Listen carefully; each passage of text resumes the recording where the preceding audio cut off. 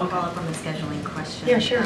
As the president dials back a bit of late the public events, are we to read into that either now or in the near future that the vice president should be the kind of primary messenger of the administration's policies? No, the president's going to be certainly the messenger of the policies. He's the president of the United States. He's going to continue that. They both will be, as she's out there as well as vice president. That is not going to change. You will hear from the president. You will hear from the president. He wants to be out there. He believes there's still a lot of work to get done in the next 6 months. He wants to lay out what it is that he would like to get done, building on our successes, whether it's healthcare, whether it's the economy. There's still a lot of more work to do in the economy, even though we're leading the world in what we've been able to do here to restart the economy. And so, look, you're going to hear from the president about this in a short order. You're going to see the president later this week. You're going to hear from him. And so I would say stay tuned. And the president certainly is looking forward to the next 6 months, continuing to lay out his plans on behalf of the American people. Okay, go ahead. Yeah, when are we going to see the president and vice president together?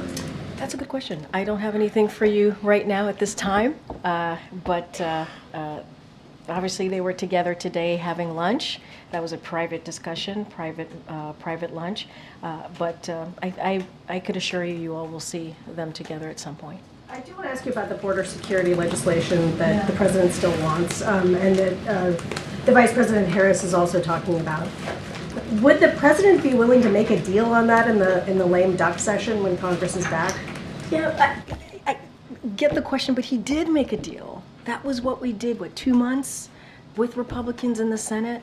Yes, but they stopped agreeing to that. But it's so wild because we worked with Republicans and with Democrats, and if this deal, in Congress obviously, in the Senate to be more specific, and if this deal would have gone through, it would have been the toughest, fairest bipartisan border security legislation in modern history.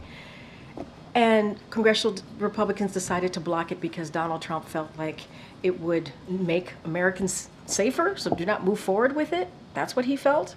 And it would harm him politically. That's what he felt. And so, look, we did a deal.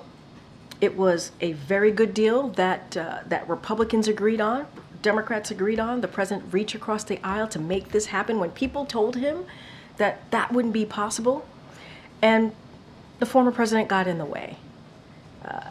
And he got in the way not because it was the right thing to do for the American people, it was the right thing to do for himself. And so the president would love to move forward with that deal that we were able to get done. But they themselves, Republicans, voted twice against it. And so the president's taken executive actions, and we want to make sure that we continue to reduce unauthorized crossing, to lower, and we've been able to do that, to lower than under any other prior administration. We have been able to do that through actions here. But in order to deal with this, we have to have legislation. And there was a deal.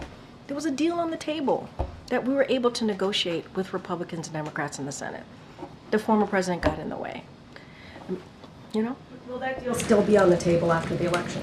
It's on the table right now. We want to make that deal move forward. We do. We are ready. The president's ready to sign it. It's Republicans. This is really, I appreciate the questions, but this is really a question for Republicans in Congress to answer to.